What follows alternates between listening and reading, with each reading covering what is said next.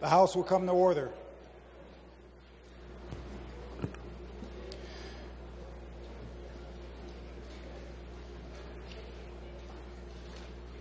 The invocation today will be given by the Honorable Andrew Beeler, State Representative from the 64th District. Will members, staff, and guests in the gallery please rise?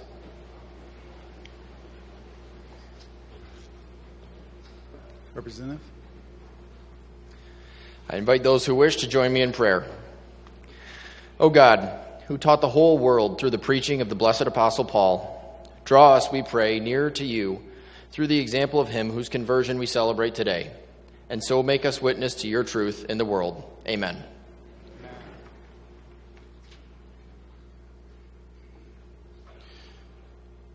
The clerk will open the board for the purpose of taking attendance.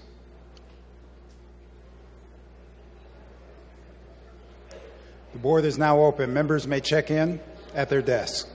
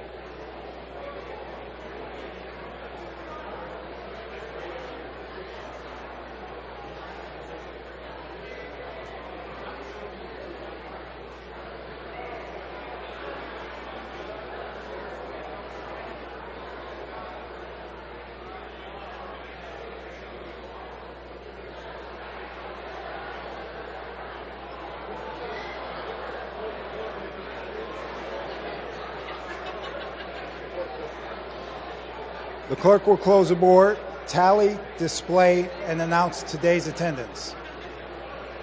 Mr. Speaker, a quorum of the House is present. There are no members absent with prior excuse.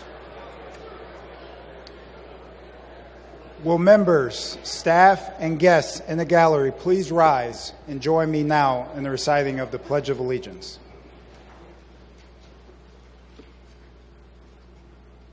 I pledge allegiance to the flag of the United States of America and to the republic for which it stands, one nation, under God, indivisible, with liberty and justice for all. You may be seated.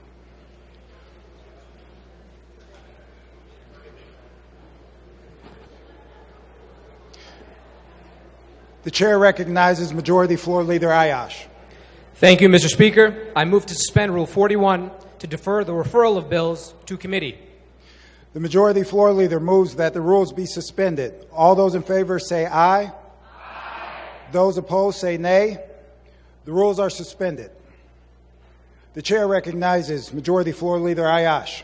Thank you, Mr. Speaker. I move that a special committee of 4 members be appointed to notify the Senate that the House is ready to meet the Senate in joint convention and to escort members of the Senate to the House chamber.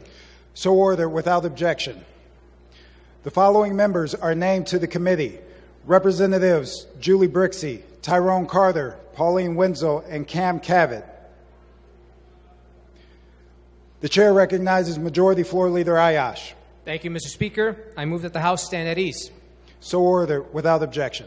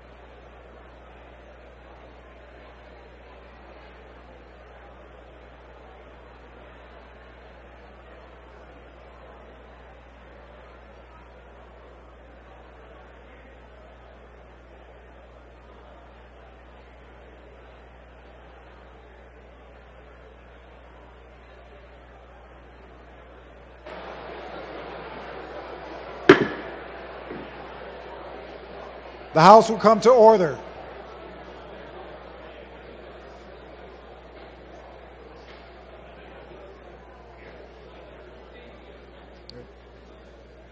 The Speaker recognizes the Chief Sergeant at Arms, John Prebe. Thank you, Mr. Speaker. The Escort Committee and the Michigan Senate await entrance to the House chambers for the purpose of a joint convention. You may admit the Michigan Senate and their escorts and conduct them to their seats.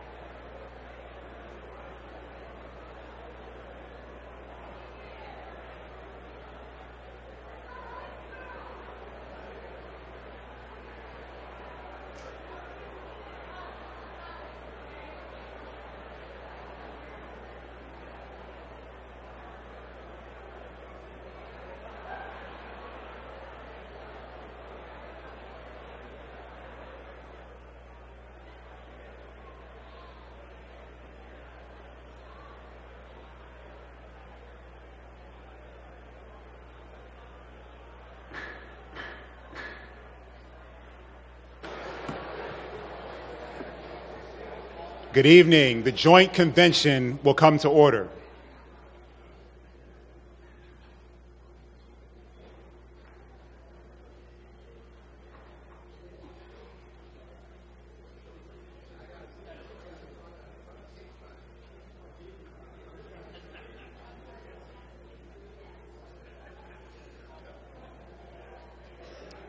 The invocation this evening will be given by the Reverend Dr. Wendell Anthony, the pastor at Fellowship Chapel in Detroit.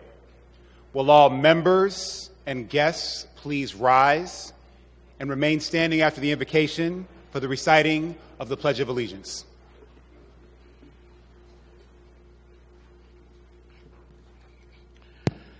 Thank you, Lieutenant Governor. God has reminded us once again why Michigan is still the winter wonderland. Please pray with me. Great God, the omniscient, omnipotent, omnipresent Lord of us all, we have assembled here this night to begin anew the continuous journey for which we beseech your grace, your goodness, and your power. Thou who has inspired the rising of states, the building of nations, and created a world that is boundless in its beauty to behold, unlimited in its capacity to serve, build, empower, and yes, most tragically, sometimes even to destroy. Make us, O God, a better people and never leave us alone as a bitter people. In our state, with our motto as Sequarius Peninsulum Ammonum Circumspice, if you seek a pleasant peninsula, look about you.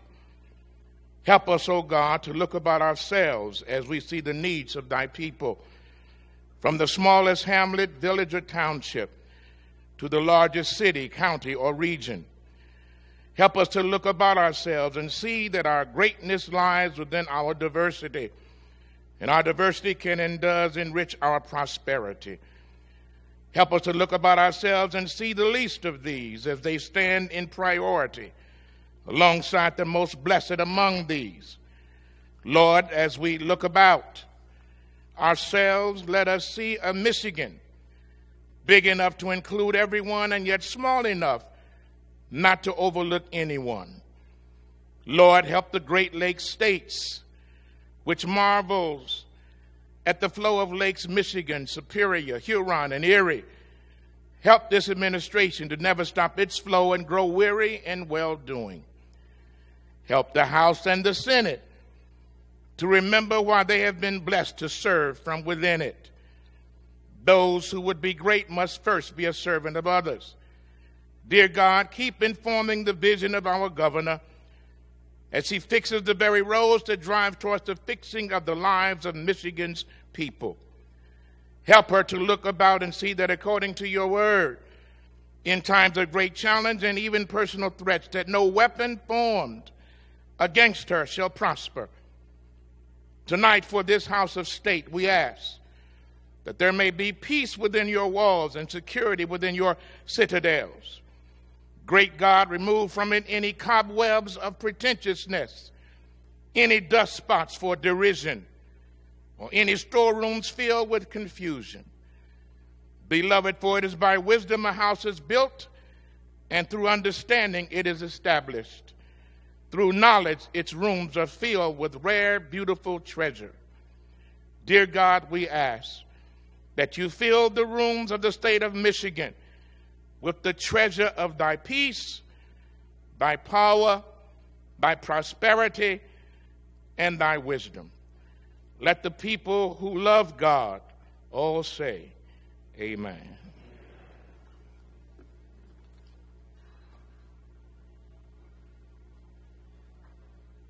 I pledge allegiance to the flag of the United States of America and to the republic for which it stands, one nation, under God, indivisible, with liberty and justice for all.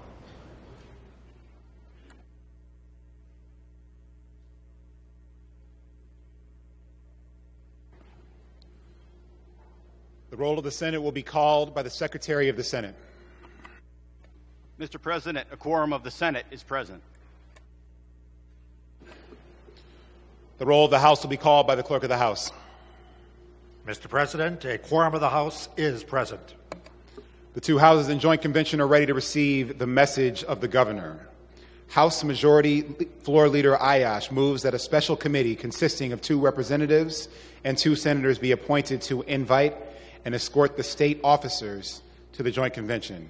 And without objection, that motion prevails. The following members are named to the committee: Representatives Noah Arbit and Kurt Vanderwall, and Senators Sarah Anthony and Michael Weber. Will the committee please proceed with escorting in the state officers?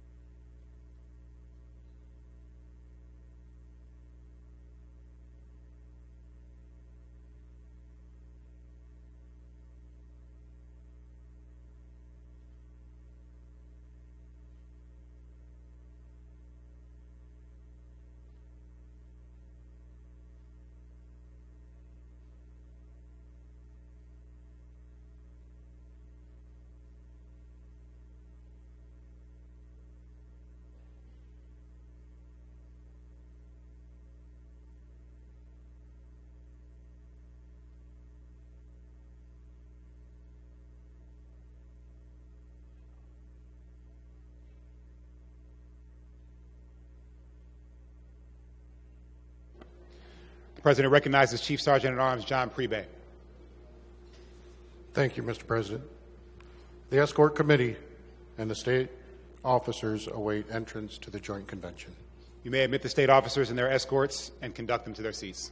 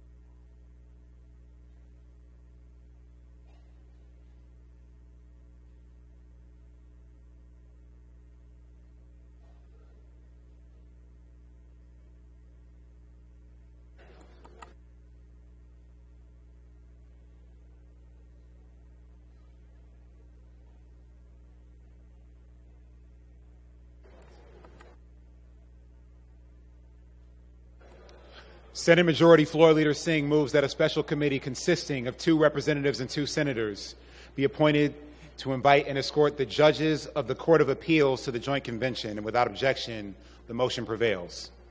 The following members are named to the committee: Representatives Christian Grant and Joe Aragona, and Senators Darren Camilleri and Mark Heisinger. Will the committee please proceed with escorting the judges of the Court of Appeals?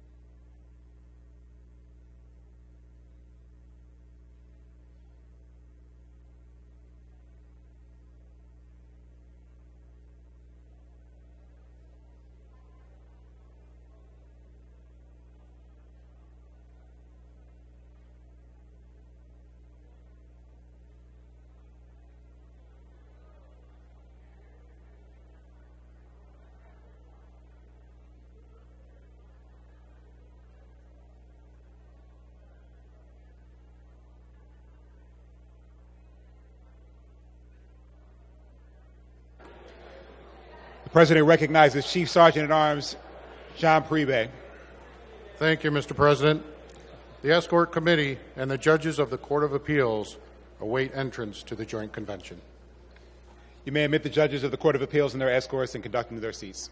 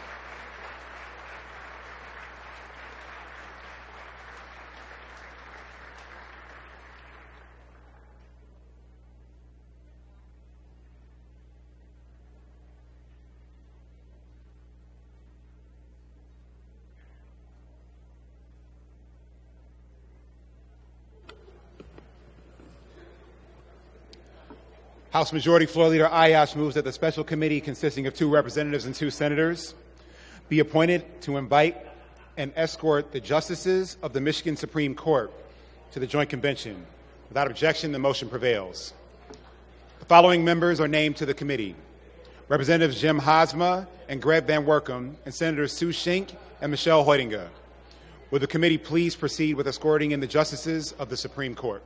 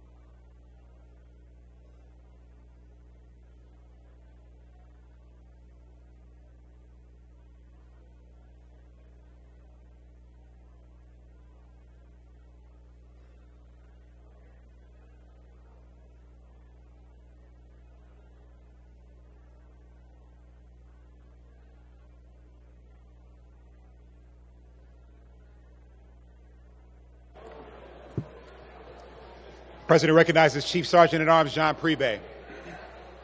Thank you, Mr. President. The Escort Committee and the justices of the Supreme Court await entrance to the Joint Convention. You may admit the justices of the Supreme Court and their escorts and conduct them to their seats.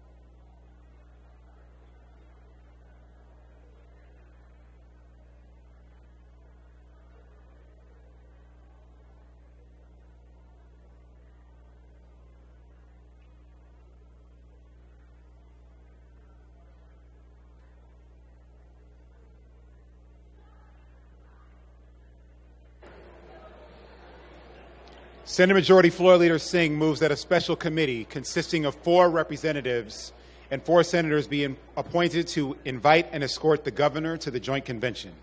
Without objection, the motion prevails. The following members are named to the committee: Representatives Alabas Farhat, Nancy DeBoer, Donovan McKinney, and Jamie Green, and Senators Jeremy Moss, Kristen McDonald Rivet, Roger Victory, and John DeMoose. Will the committee please proceed with escorting in the governor?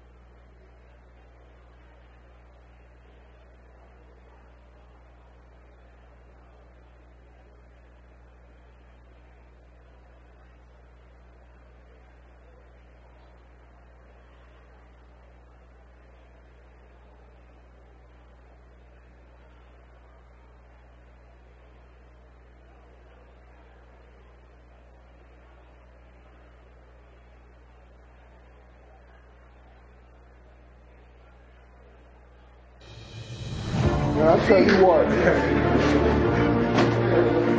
I ain't never been around a group like y'all. I mean, look, you talk about hitting some hard times. You guys just keep coming back, man. You just keep coming back. I've never seen anything like it. And to do what you guys did, it shows the character of this team and what you're about. And by the way, this is just the beginning. This is just the beginning. Now the idea will be down the road. All roads go through Detroit. Talk about you guys being ready to go. You guys have been ready to go. And we made the throws we had to. We were efficient.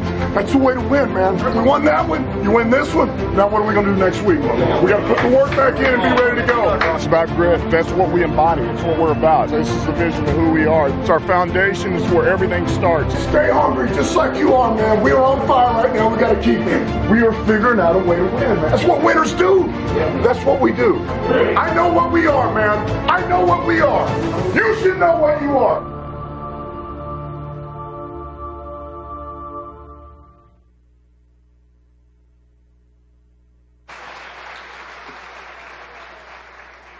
The President recognizes Chief Sergeant at Arms Joe Priebe. Thank you, Mr. President. The Governor of the State of Michigan, the Honorable Gretchen Whitmer, and the First Family await entrance to the Joint Convention. Will the Special Committee please escort the Governor to the rostrum?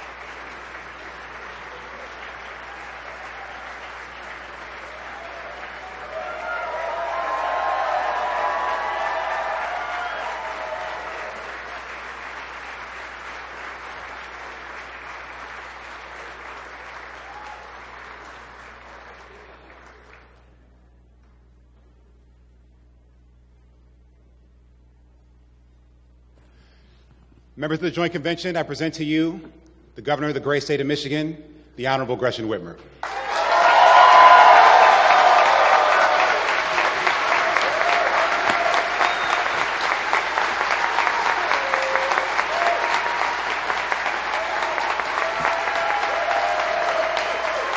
Thank you.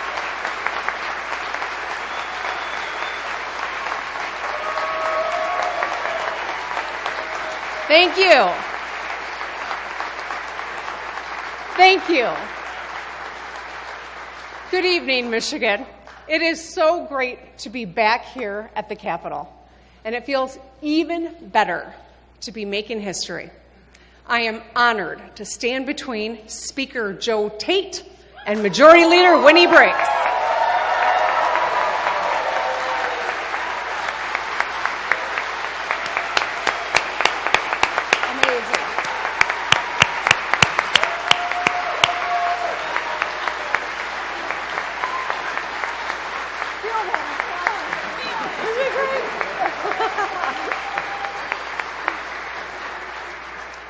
Both of these leaders are firsts. The first black speaker and the first woman majority leader in Michigan history.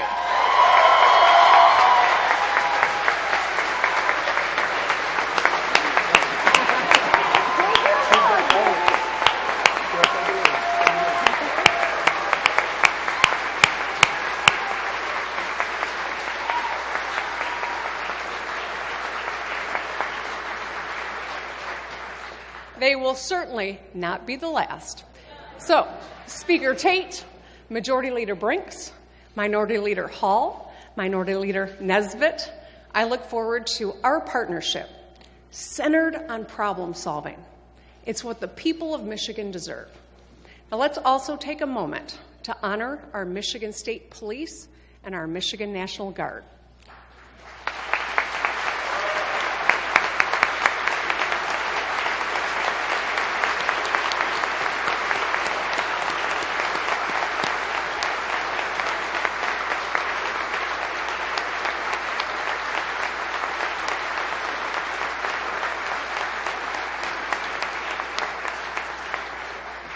They and their families make sacrifices to keep us all safe. We will always have their backs, and we mean it.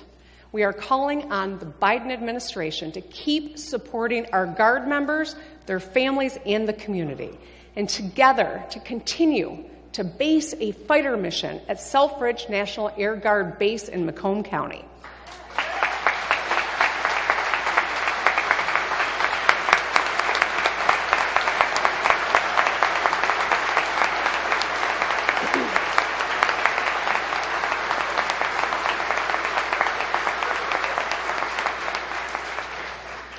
And now I want to acknowledge our Lieutenant Governor Garland Gilchrist, Attorney General Dana Nessel, Secretary of State Jocelyn Benson. You have been strong allies and great friends.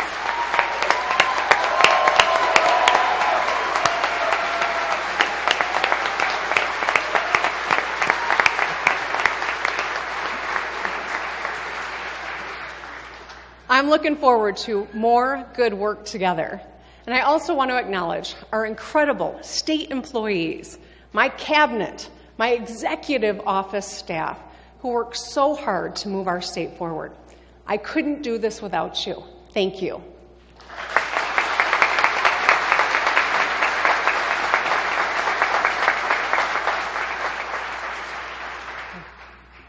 My fellow Michiganders, we spoke with a clear voice in November. We want the ability to raise a family without breaking the bank. We want strong protections for our fundamental rights to vote and control our own bodies. Leaders,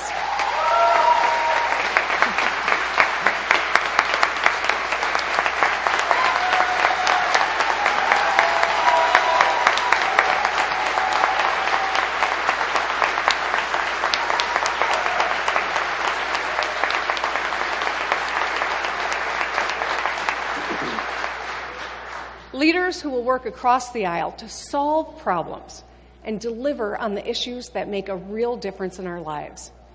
Michiganders are facing the pinch right now, picking up items at the store and then putting them back before checking out, having tough conversations about medical bills, prescription drugs, what paths their kids can afford after high school. We are all concerned about making sure we live in a safe neighborhood and have jobs and businesses in our towns next year and next decade. We might not be able to solve inflation or supply chain issues on our own, but we must work together to lower costs and put Michiganders on a path to a brighter future.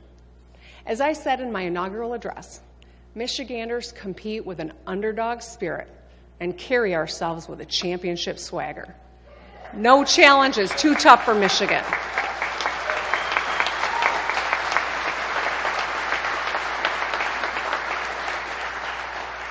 No challenge is too tough for Michigan. So tonight, let's talk about what we can do and where we are going together. We are eager to chase our bright future with hustle and grit. Michigan, the state of our state, is strong and ready to go.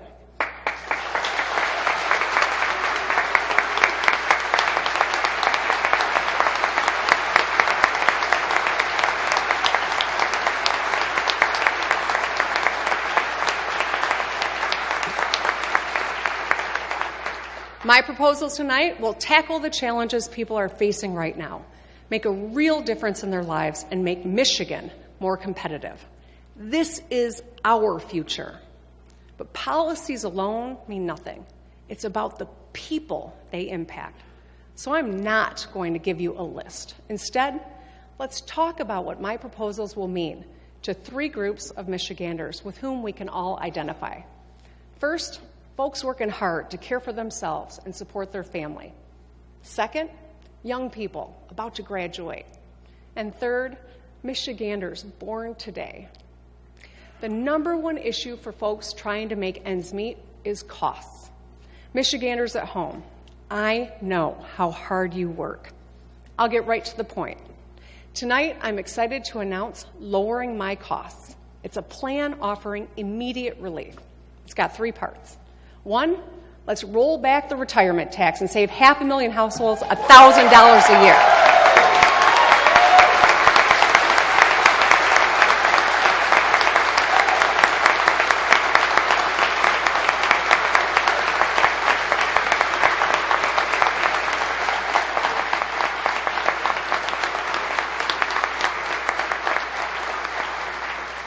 Second, let's expand the Working Families Tax Credit, delivering at least $3,000 refunds to 700,000 families.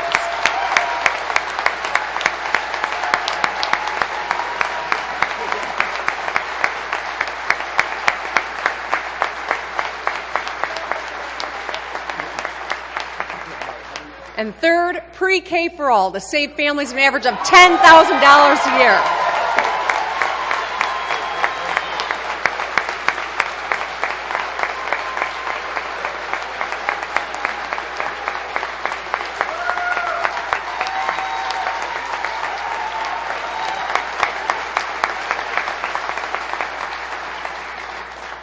I know we might have different perspectives here, but I sure hope we can all get around supporting 4-year-olds across Michigan.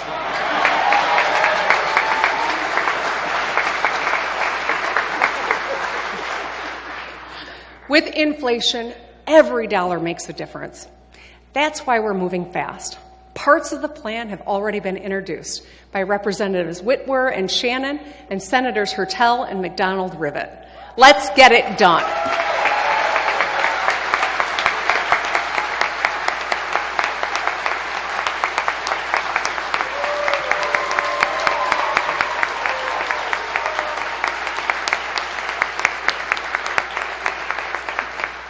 Now let's talk about what lowering my costs means for you. Repealing the retirement tax will make a huge difference for our seniors. Ultimately, it will save 500,000 households an average of $1,000 a year. That's money for prescriptions and groceries and gas or gifts for your grandkids. Now, I fought this tax when I was here as a legislator and as governor because I know it hurts people. We need to get this done for Michiganders like Michael, a retired firefighter from Livonia. He, like so many, was aghast when his retirement income was suddenly taxed. He spent his career putting his life on the line to pull his neighbors from burning buildings. And then the state changed the rules in the middle of the game, raising taxes on his hard-earned dollars. Seniors who served, saved, and did everything right deserve to keep more of what they earned. Let's get it done.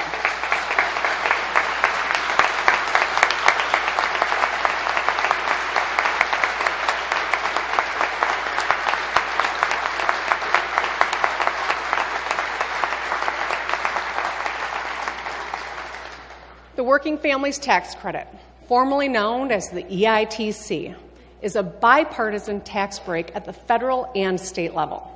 Boosting it delivers an average refund of at least $3,000 to 700,000 families. As we work together to build a brighter future, we need to lower costs and support every kind of family, those who have kids and those who do not. The Working Families Tax Credit benefits all kinds of families and directly impacts nearly 1 million Michigan children. That's half the kids in our state. It'll put hundreds of millions back in family budgets and help with rent, school supplies, and food on the table. Data shows boosting the Working Families Tax Credit also closes health and wealth gaps. Children who grow up with this support have better test scores, graduation rates, and earnings as adults. The credit especially benefits single moms and working class families of every race in all 83 counties, from city centers to small towns. In the words of President Ronald Reagan, the best anti-poverty, best pro-family, best job creation measure is what we're calling the Working Families Tax Credit. Let's get it done.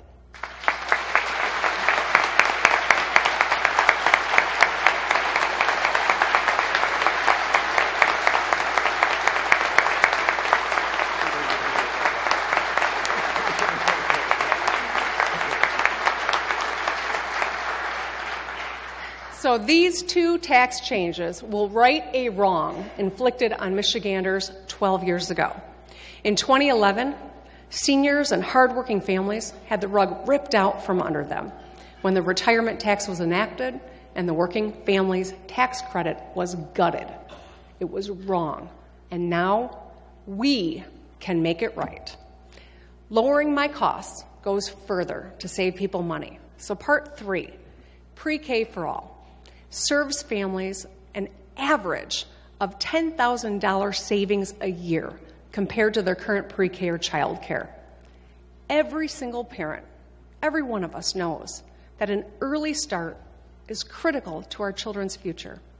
That's why we read and talk and sing to our babies. That's why we worry about finding a great child care provider and have wait lists for great preschools. It's why one of us showed up to work just hours after his daughter Violet was born yesterday.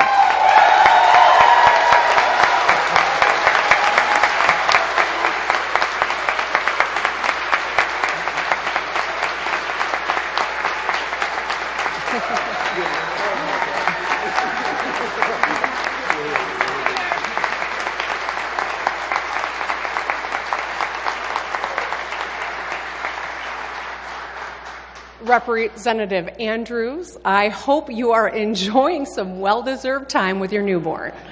Congratulations to you and especially Laura, who did all the heavy lifting on that one. But here's why he showed up to vote, because we know that our work matters. Data shows that children who go to preschool are more likely to graduate, earn a certificate or degree, and get a good paying job. Preschool helps employers too, and that's why so many business groups support it. Unfortunately, affordable preschool is just too hard to get for too many. 20 years ago, it was invaluable for me. Without it, I could not have raised my girls and continued my career. And most of the people in this room could say the same. We were fortunate because we had access and we could afford preschool. Every parent and every child in Michigan deserves the same because we all want what's best for our kids. So let's expand our bipartisan preschool effort, the Great Start Readiness Program, so every 4-year-old in Michigan can access a free public preschool education by the end of my second term.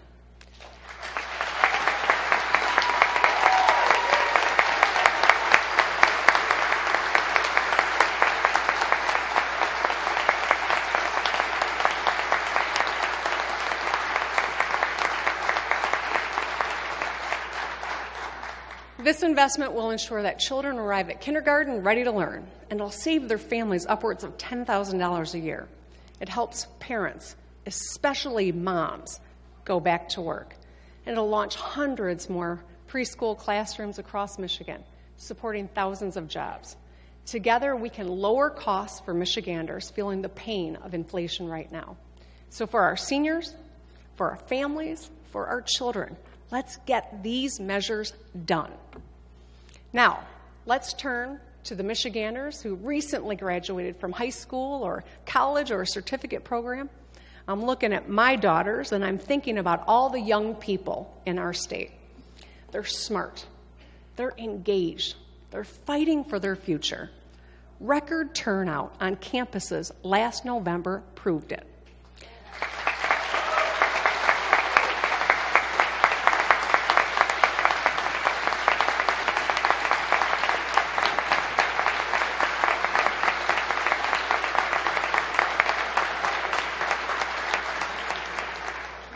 I know that our Secretary of State, Jocelyn Benson, will ensure their votes and the voices of every Michigander are heard and counted in every election.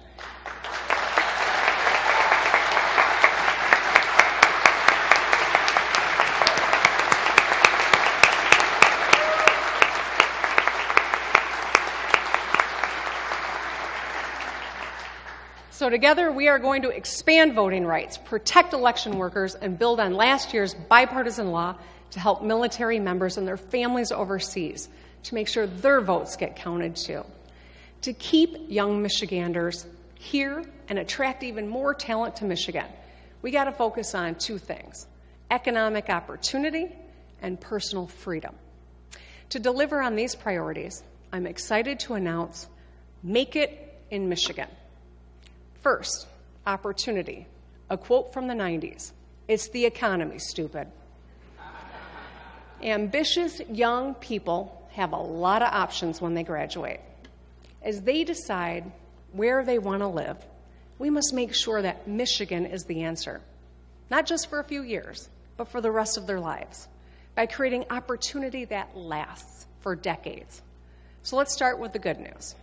Just over a year ago, in a bipartisan way, we came together to create powerful new tools to attract jobs and investment to Michigan. Since then, we have brought home over $13.5 billion worth of projects, including a chip maker in Bay City, battery plants in Big Rapids, Grand Rapids, Van Buren Township, and Big 3 investments across Michigan. You all know there's a new GM battery plant being built just down the road. Our work is paying off.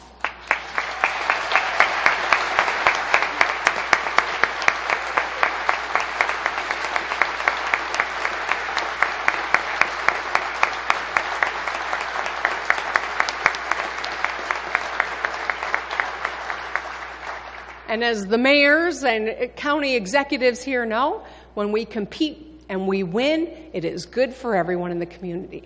13,000 good-paying jobs secured, new jobs. Make It in Michigan proposes a sustainable funding source for our economic development efforts while growing talent, making our communities better places to live, and helping our state become a place where anyone can succeed. If we get this done, we can move faster year-round to compete and win cutting-edge manufacturing projects and bring more supply chains home. We can create opportunity for you and your family and support local economies and small businesses across our state. Businesses know that we must compete to grow, and when we do, we all win. I am proud that we created these powerful economic development tools, and I know we will work together to make them the strongest in our state's history. For too long, we were fighting with one hand tied behind our back, and now Michigan has got the upper hand.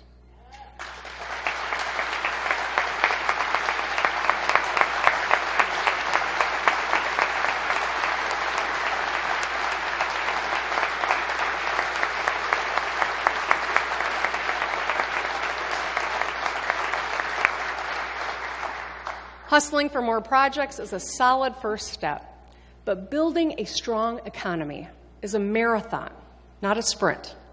If we want to play in the global market, we must go everywhere and compete and win against everyone. The good news is competition's in our DNA. Whether it's a local rec league or global manufacturing market, Michiganders hustle. And that spirit can be found in our hungry, passionate young people, too. We can channel that energy to shore up Michigan as the world's premier advanced manufacturing destination. The last few years, with economic shocks in China and Russia's invasion of Ukraine, have demonstrated that a domestic supply of chips and energy is tied to national security. And that's why, over the last few weeks, I've met with business leaders around the globe and across our nation. And I told them what Michigan has to offer: friendly, hardworking people, unbeatable natural resources, a great quality of life at a good cost of living. And most of all, I told them we will do what it takes to bring them to Michigan, because our young people deserve the best opportunities in the world right here.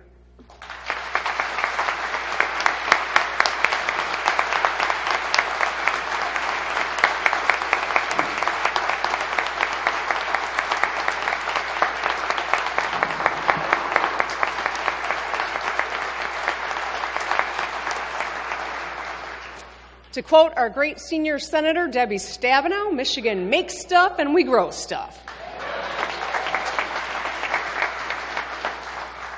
So let's develop that core strength by manufacturing the building blocks of the future right here in Michigan. Let's keep bringing supply chains of cars and chips home to Michigan. And let's increase domestic clean energy production like wind and solar so we can produce more energy in America instead of overseas.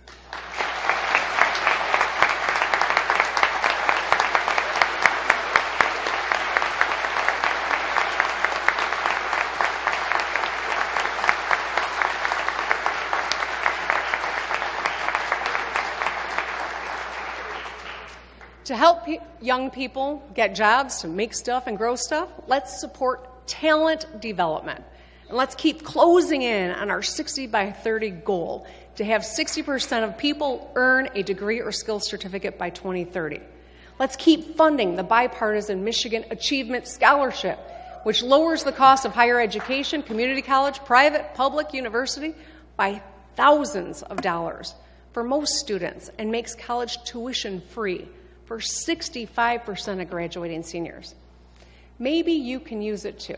Studying engineering at Michigan Tech, nursing at Alpena Community College, teaching at Saginaw Valley, or attend MSU's #1 ranked supply chain program. Go Green. Or University of Michigan's #1 ranked undergrad business program.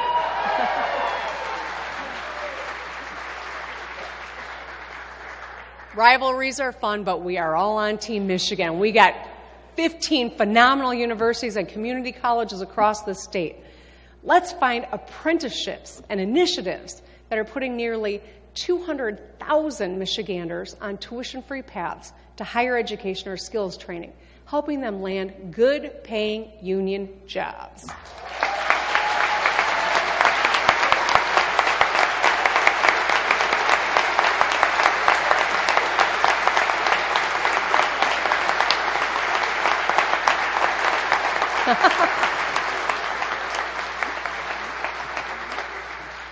And to help even more people make it in Michigan, let's take steps to lower the age for the Michigan Reconnect from 25 to 21.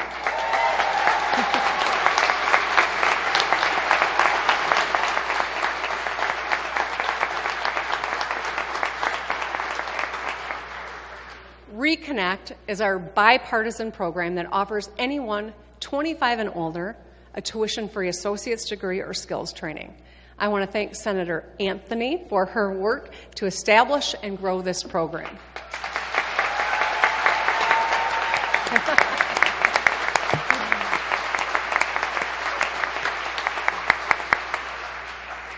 Over 113,000 reconnectors have been accepted, and we want that number to grow. Let's unleash opportunity for our young people while offering companies the skilled, hardworking talent they need to succeed here in Michigan. Now, the other half of attracting and retaining young people is standing up for their freedoms. Just a few months ago, Michiganders told us that people should be able to make their own decisions about their own bodies. Let's get to work.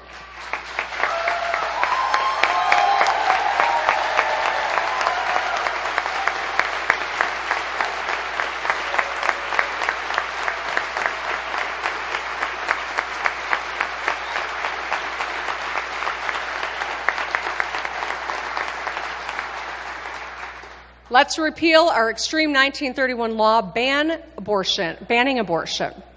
And I want to thank the Progressive Women's Caucus for their leadership on this issue and Representatives Pohutsky and Senator Geis for introducing legislation to get it done.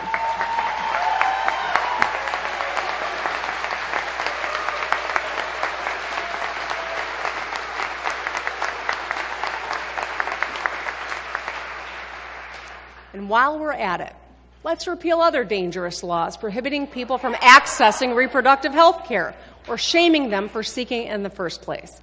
Let's repeal outdated laws restricting who you can marry, and let's expand Elliott Larson Civil Rights Act.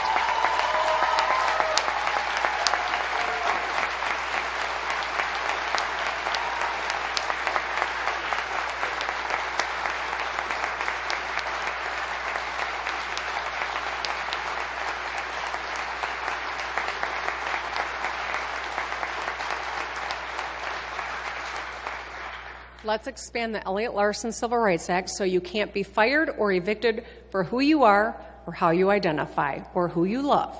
That's your business.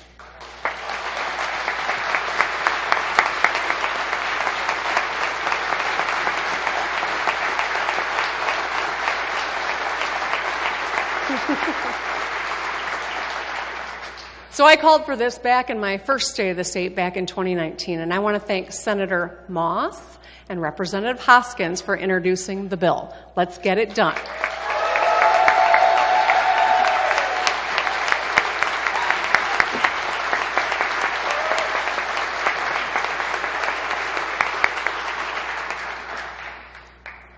Protecting these freedoms is the right thing to do, and it's just good economics. States with extreme laws are losing talent and investment because you know what? Bigotry is bad for business.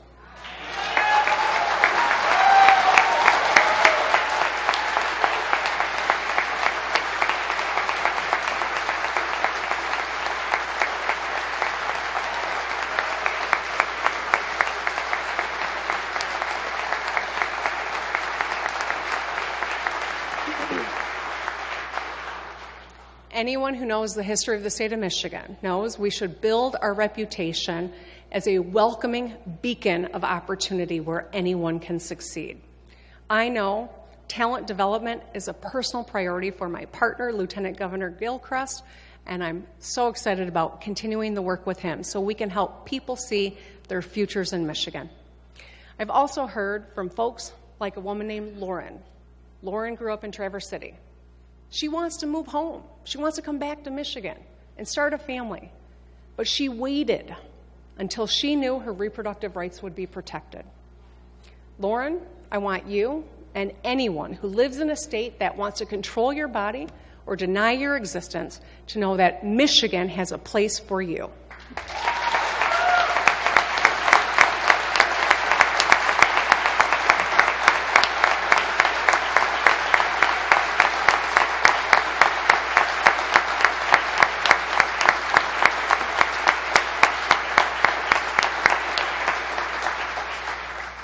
So together, we're going to change Michigan from a state with century-old bans to forward-looking protections. Our message is simple. We will fight for your freedom. And you know what? Let's go on offense. I'll go to any state that restricts people's freedoms and win business and hardworking people from them. I'm looking at you, Ohio and Indiana.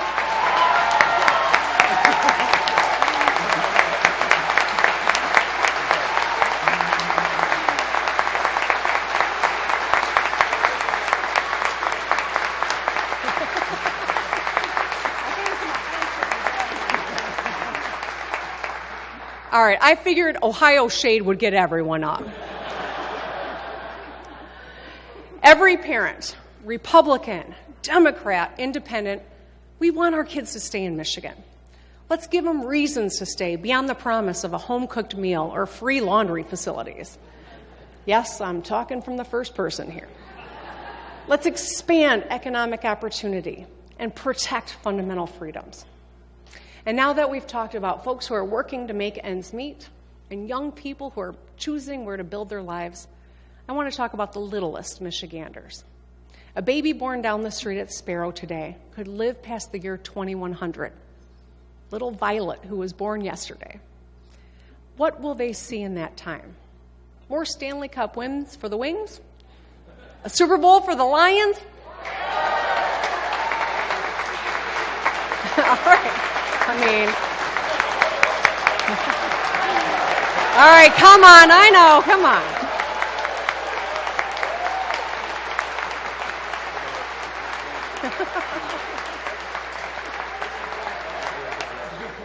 A World Series for the Tigers?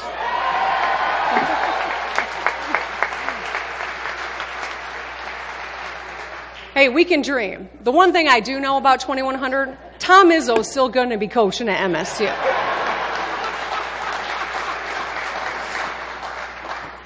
The truth is, we have no idea what kids born today will live through.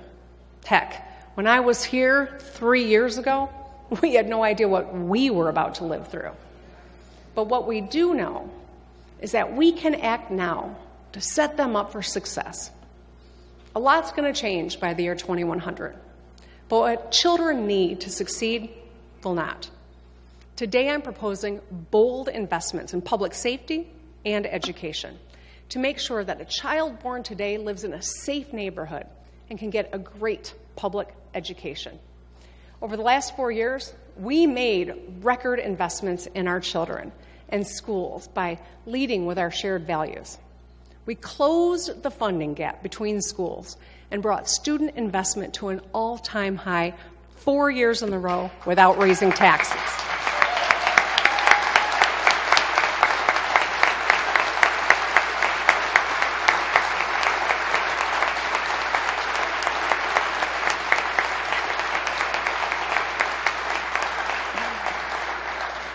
We made a generational investment to build new libraries and labs and improve air in classrooms and water from drinking fountains. We funded mental health and campus safety at record levels. We set up fellowships and started paying our student teachers. Student teacher stipends are making a difference.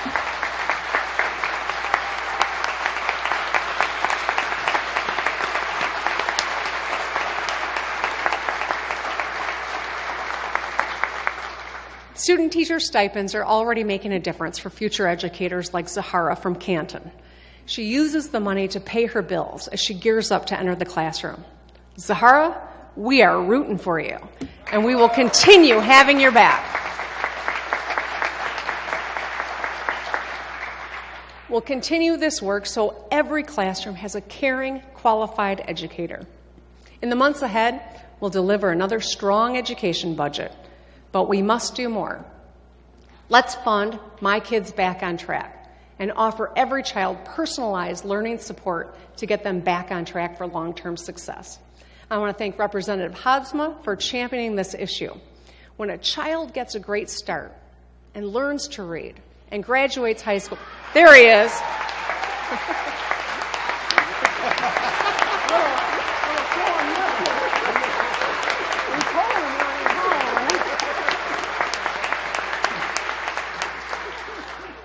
There you are, Representative. Thank you.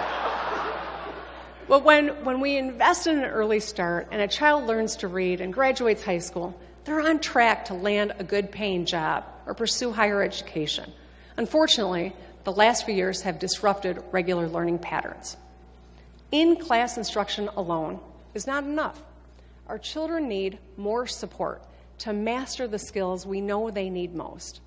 Investing in tutoring, after-school programs, and other learning supports gets children the one-on-one time they need with a caring, qualified educator so that they can be successful.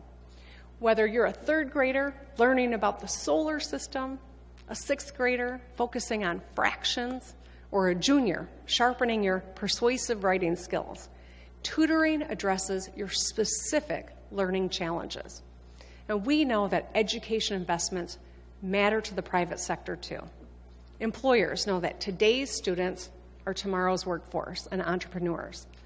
We need tutoring to get our kids back on track for Michigan's long-term economic success.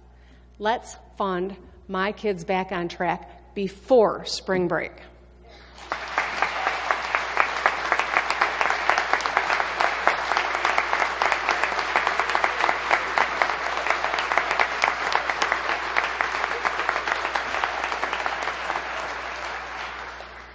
Now let's talk about public safety. As a former prosecutor, public safety is a top priority for me. I will work hard to make sure everyone can get home at the end of the day. And I am proud to have a strong partner in our Attorney General, Dana Nessel.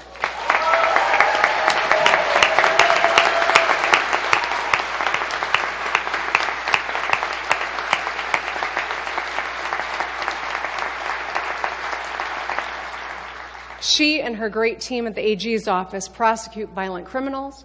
They're shoring up consumer protections and facing down anyone who tries to harm Michiganders. Thank you.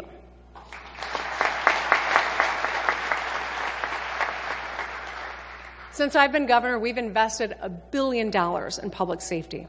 Let's continue funding law enforcement with better training, oversight, and access to mental health resources.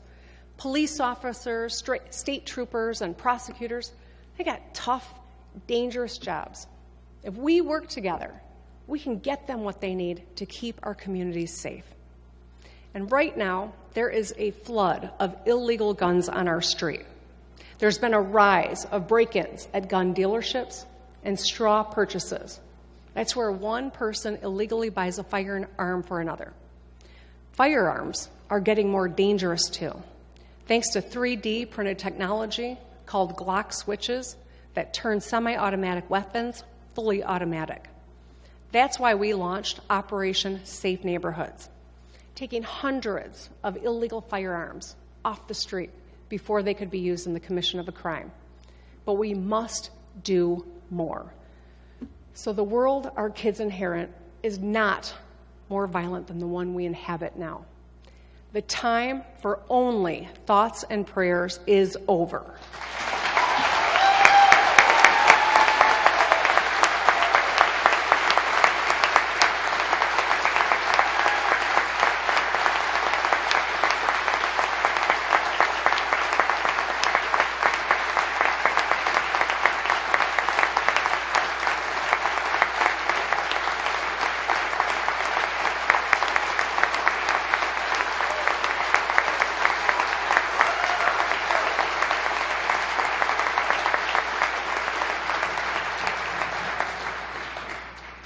It's time for common sense action to reduce gun violence in our communities.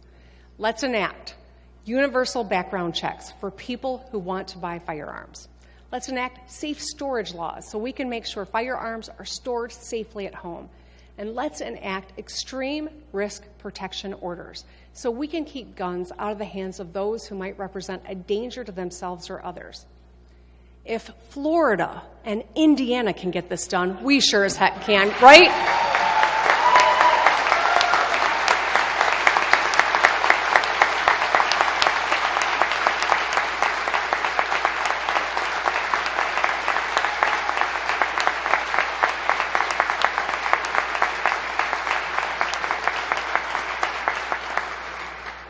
Despite pleas from Oxford families, these issues never even got a hearing in the last legislature.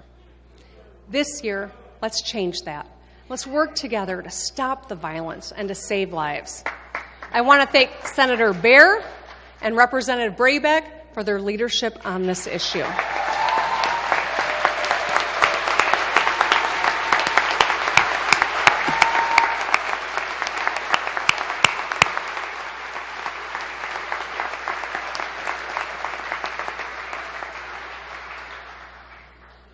And I want to be very clear.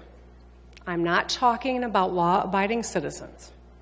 Hunters and responsible gun owners from both sides of the aisle know we need to get these common sense safety proposals across the finish line. We need to do this for our kids, like Zaire from Plymouth.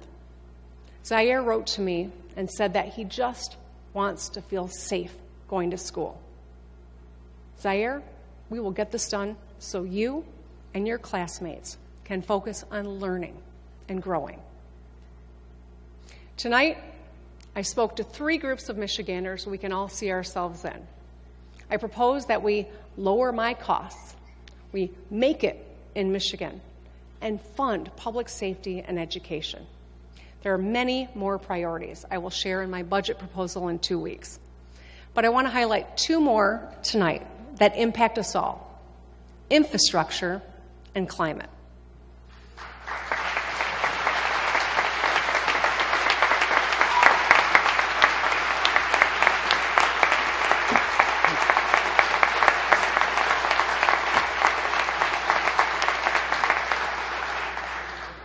Now, if you just moved to Michigan or you've been living under a rock, you might not know roads are pretty important to me and to the people of Michigan.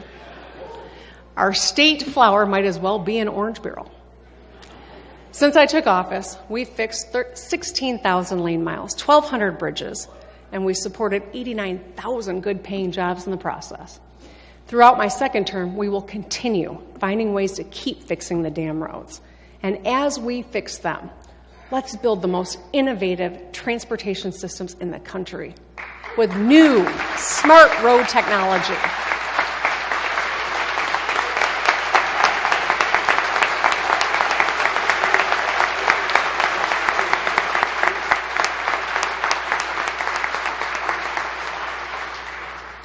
With new smart road technology, we can avert hundreds of crashes and get the next generation of Michigan-made vehicles on the road. We also have billions in federal resources from the bipartisan infrastructure law headed our way. To invest them as efficiently as possible, I established the Michigan Infrastructure Office. This year, it will redouble its efforts helping to build up every kind of infrastructure: roads, high-speed internet, clean energy, and lead-free pipes.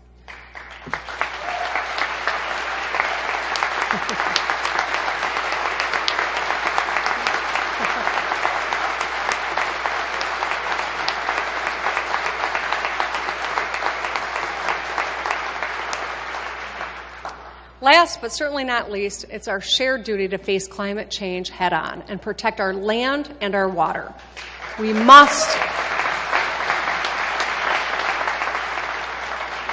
must pursue climate action while creating jobs, lowering costs, and becoming a hub of clean energy production. Last year, thank you, Abe.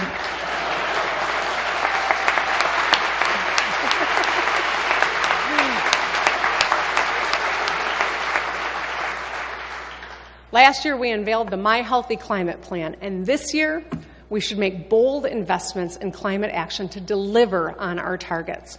Let's get it done.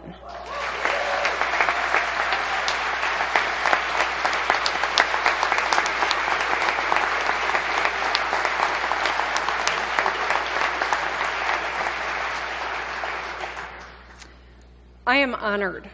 I'm truly honored to be standing here as your governor.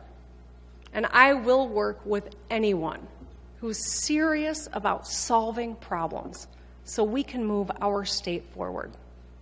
Before I go, I want to talk about an American superpower: belief.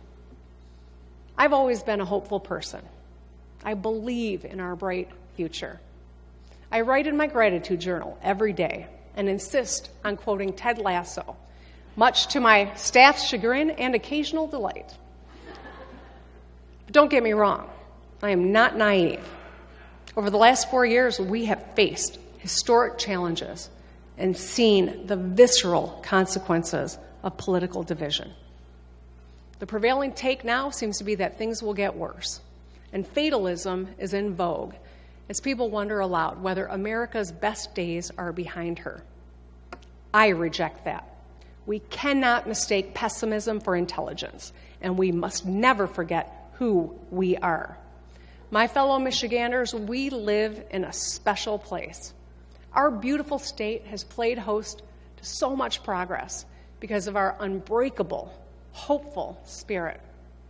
As the world grapples with big challenges and asks itself tough questions, our responsibility as Michiganders is to roll up our sleeves and do the work.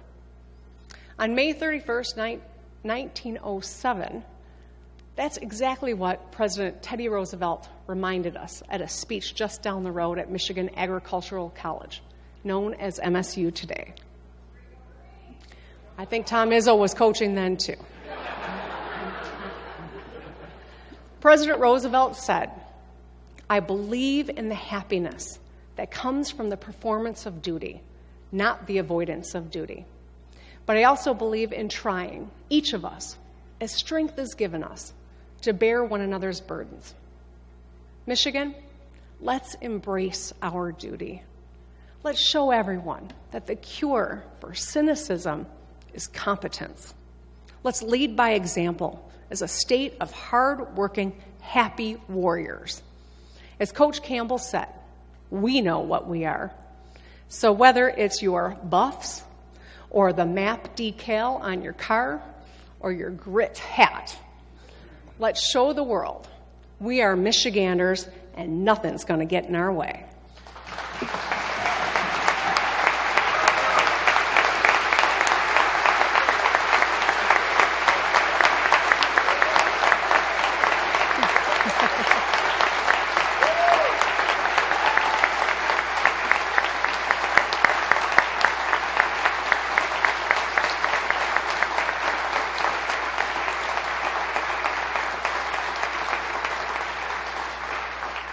Thank you. Let's have a productive term.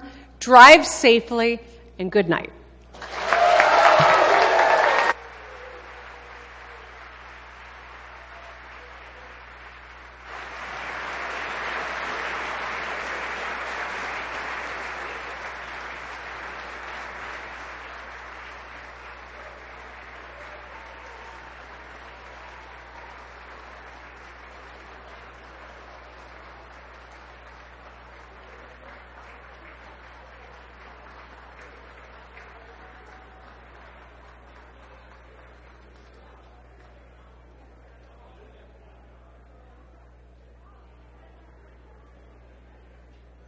The escort officers will escort the governor and the first family out of the chamber.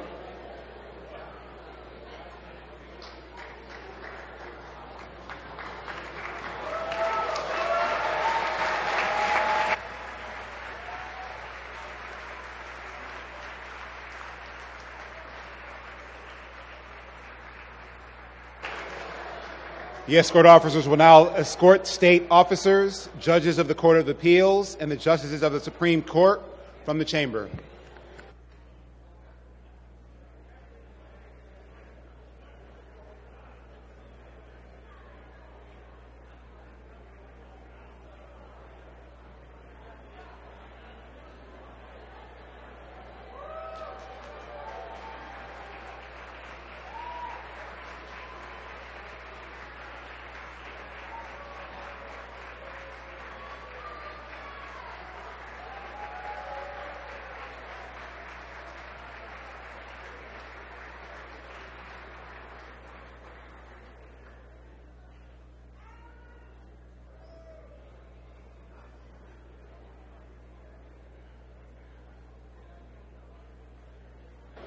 There being no further business to come before the Joint Convention, House Majority Floor Leader Ayash moves that the Joint Convention be adjourned. All those in favor say yay. Yay. Those opposed say nay. The Joint Convention is adjourned.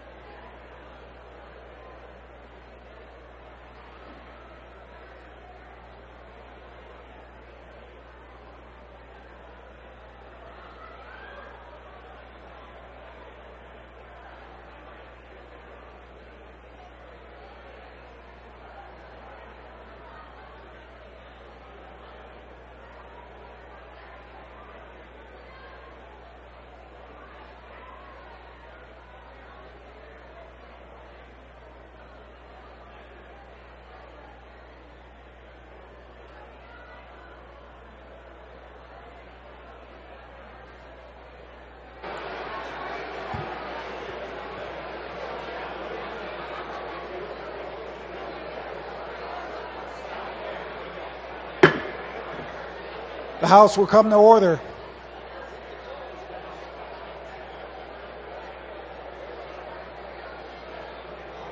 The Speaker recognizes Majority Floor Leader Ayash. Thank you, Mr. Speaker. I move the House return to the order of motions and resolutions. So ordered, without objection. The Chair recognizes Majority Floor Leader Ayash. Thank you, Mr. Speaker. Just to let the members know, there will be no further voting today, and when the House adjourns today, we will stand adjourned until Thursday, January 26th at 12 o'clock noon. So ordered without objection. The House will stand at ease.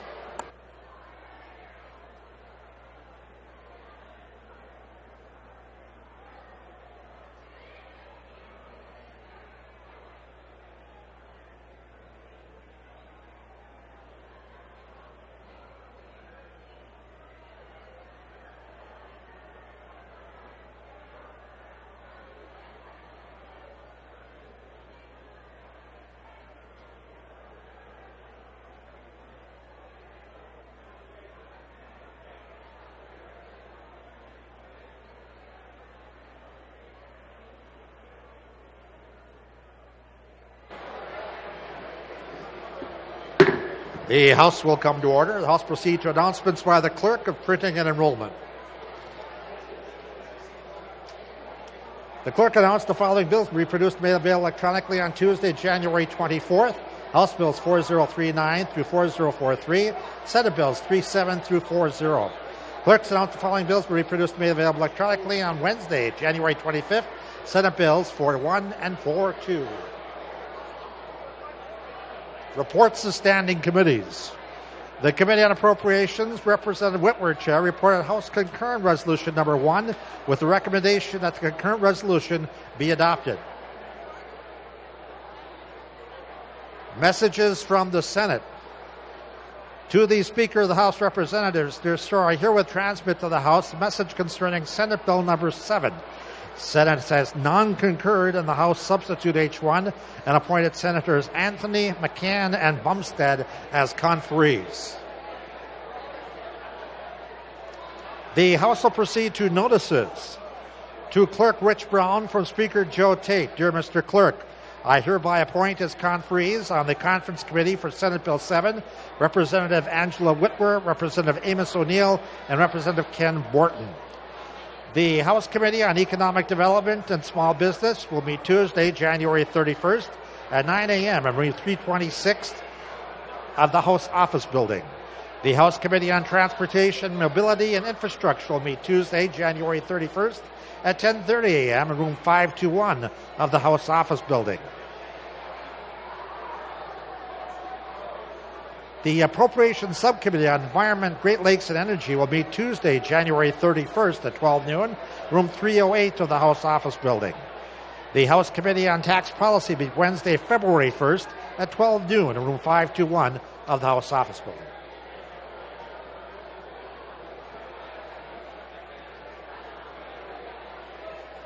There being no further business to come before the House, Representative Whitsitt moves that the House do now adjourn. All those in favor of the motion will say aye. Those opposed will say nay. The motion prevails. The House shall stand adjourned until Thursday, January 26th at 12 noon.